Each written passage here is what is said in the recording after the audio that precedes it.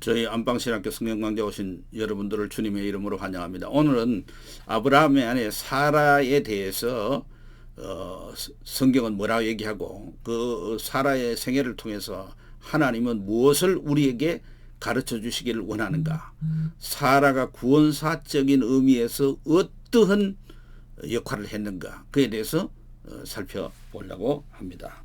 저는 이 점에 있어서 두 가지로 오늘 성경에서 찾아보고 살펴보려고 합니다. 하나는 사라는 우리들에게 아브라함 언약을 믿음으로만 우리는 천국을 소유할 수 있다고 하는, 천국을 유업으로 받을 수 있다는 중요한 구원 진리를 우리에게 가르쳐주고, 또 하나는 베드로전서 3장에서 말한 것처럼 그 사라가 남편 아브라함을 주라고 섬겼던 그것을 통해서 교회가 주님을 어떻게 섬겨야 되는가 하는 그것을 우리가 생각해 보고자 합니다.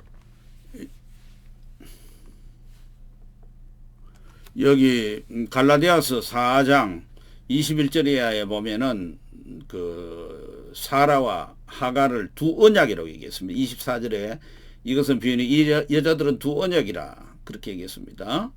22절 보십시오. 아브라함에게 두 아들이 있다고 그랬죠. 하나는 여종에게서, 그건 하갈이죠. 하나는 자유 있는 여자 사라에게서 났죠. 여종 하갈에게서는 육체를 따라 났고 하는 말은 인간의 생각을 따라서 이스마엘이 났다 이 말이죠. 자유 있는 여자에게서는 약속으로 말미암았다. 이 자유 있는 여자는 사라인데 사라는 그야말로 하나님이 약속하셨기를 내년 이맘때 아들이 주실 것이다 하는 약속에 따라서 그 얻은 아들입니다. 이걸 24절에 비유라고 그랬고, 이 여자들은 두 언약이라 그랬고, 그 28절 이하에 형제들아 너희는 이삭과 같이 약속의 자녀라. 갈라디아 교인들 보고 오늘 또 우리들 보고, 29절 30절에는 그러나 그때 육체를 따라 난 자가 성령을 따라 난 자를 박해한 것이 이제도 그러하도다. 그러나 성경이 뭘 말하냐. 여종과 그 아들을 내쫓아라. 여종의 아들이 자유 있는 여자의 아들과 더불어 유업을 얻지 못하리라 하였느니라 그랬습니다. 이게 무슨 얘기입니까? 이 창세기 21장에 이삭이 이제 나이 90세 된 그 사라에게서 나서 이제 두세 살 아마 된 것 같습니다. 그래서 젖을 뗄 때가 돼 가지고 잔치를 배설했습니다. 파티를 열었단 말이에요.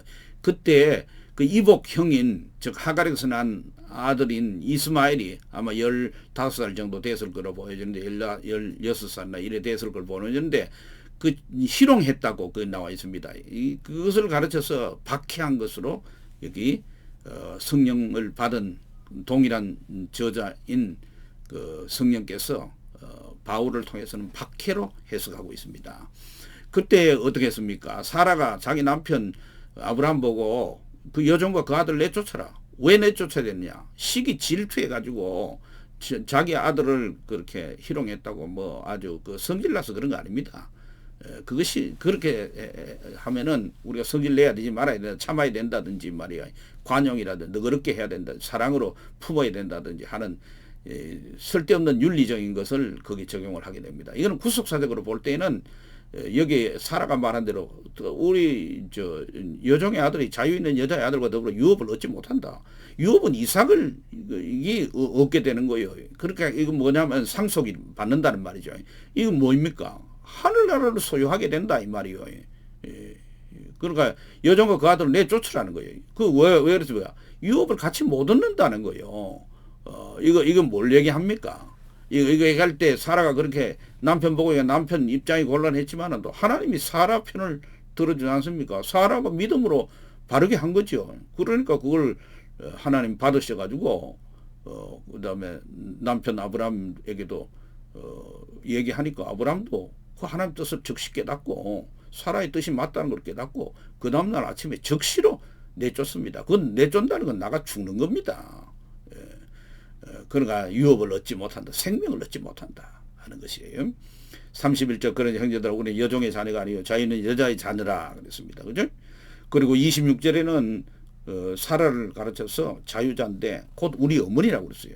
그러니까 우리는 그 자녀들이니까 우리는 이 아브라함 언약을 통해 가지고 믿음으로 말미암아서 이삭과 더불어서 유업을 받고 우리가 복음이 뭡니까?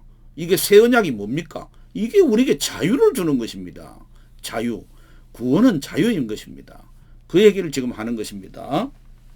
이걸 도표로 보면 이렇습니다. 사라가 있고 하갈이 있는데 사라는 자유자죠. 하갈은 종이죠.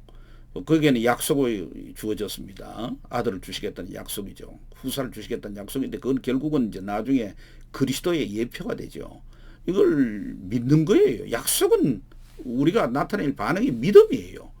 그러면 하갈은 뭡니까? 하갈은 종이죠. 종인데 이것은 시내산에서이라고 그랬으니까 시내산이라는 것은 바로 모세가 율법을 받은 거예요. 율법은 뭡니까? 지켜야 되는 거죠. 우리 행위인 것입니다. 그래서 그 약속을 따라서는 이삭이 났고 율법을 따라서는 저 육체를 따라서는 이스마엘이 났습니다.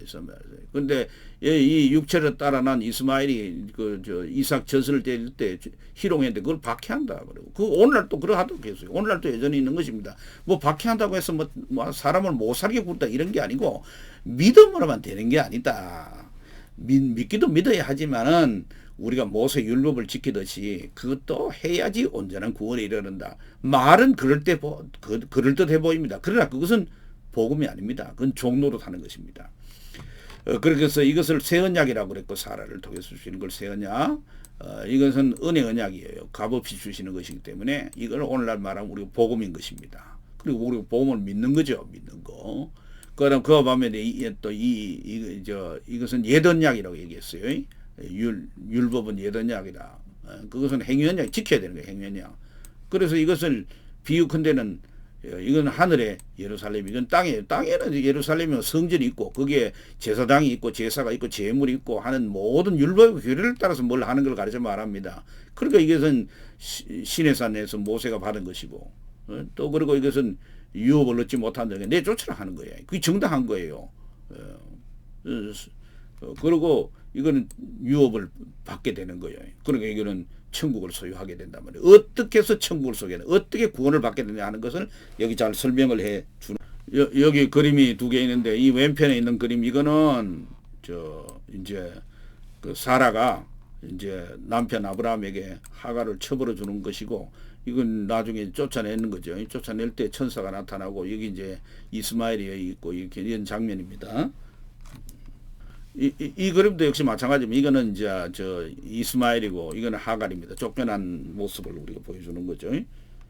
그다음 이제 두 번째로는 남편과 아내의 관계를 설명합니다. 베드로 사도가 베드로전서 3장 5, 6절에서 이제 남편과 아내의 관계를 설명을 하면서 5절과 6절에 사라의 예를 드는 거예요. 전에 하나님께 소망을 두었던 거룩한 부녀들도 이와 같이 자기 남편에게 순종함으로 자기를 단장하였나니 사라가 아브라함을 주라 칭하여 순종한 것 같이 너희는 선을 행하고 아무 두려운 일에도 놀라지 않으면 그의 딸이 된 것이니라 이렇게 말했습니다. 사라가 아브라함을 주라고 칭해가지고 철저히 순종했던 이것을 정말 하늘에 소망을 둔 그 믿음의 사람의 그 행적으로 얘기하고 있는 것입니다. 아내와 남편의 관계를 얘기하는 거죠. 오늘날 아내와 남편의 관계는 평등을 넘어가지고 아내들이 큰 소리치고 남편은 뭐 기죽고 사는 오히려 그런 시대가 되어버렸습니다. 그러나 성경은 그런 데 초점을 맞추는 것이 아니고 남편은 머리로 아내는 몸으로 그래서 일체를 이룬다는 것에다가 강조해서 말씀을 하고 있습니다. 그래서 사라는 아브라함을 주라고 칭하고 순종한 것입니다. 오늘날 이런 순종을 참 찾아보기 어렵죠. 그래서 믿음 이사야 순종이 되는 겁니다. 예를 들면 그렇습니다. 사라가 아이고 자기 남편 보고 말이지 자기 아들 이삭이 희롱을 당할 때 남편 생각과는 달리 처음에 생각과는 달리 말이죠. 하갈과 여종을 내쫓으라 그래가지고 자기 주장을 펼치고 아주 압박한 거 아니냐 그렇게 생각할지 모르지만은 그거는 하나님이 믿음으로 인정해 준 거죠. 그런가 하면은 사라가 아브라함이 언약을 받고 출발할 때 같이 출발을 했고, 그죠? 또 하란에 도착해서 또 가나안 내려올 때도 다 따라갔고 애굽 가자 그러니까 애굽도 따라갔고 철저히 다 순종했습니다. 그뿐만 아니라 그의 순종은 애굽에 가서 누이라고 하라 해서 자기 목숨을 보존한 데까지도 순종했고, 그게 한 번이 아니고 그 뒤에 아비멜렉에게 또 갔을 때도 역시 누이라고 그래라 그러니까 그것이 순종한 것입니다.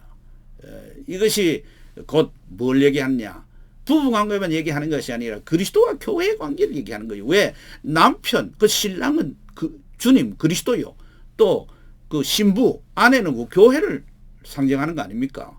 그러니까 우리 교회가, 우리 성도들이 주님을, 그리스도를 어떻게 대해야 되는가 할 때 철저하게 주라고 우리가 고백하면서 순종하는 그런 관계를 가져야 된다는 거죠. 이걸 우리가 여기 사라에게서 배우게 되는 것입니다. 오늘 저는 두 가지를 말씀을 드렸습니다.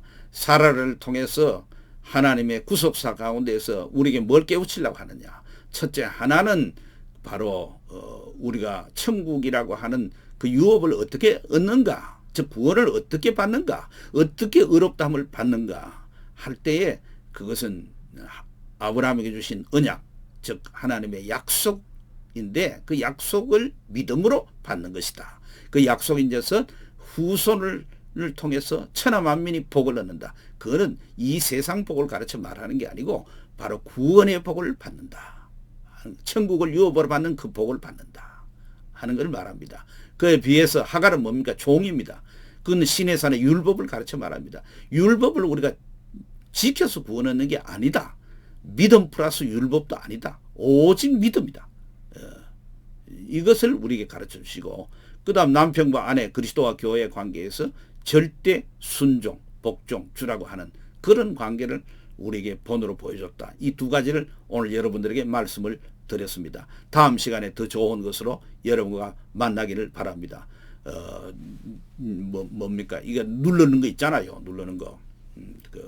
좋아요라든지 구독이라든지 그다음 알람 이런 거 설정해 주시면은 우리에게 큰 힘이 되죠. 감사합니다.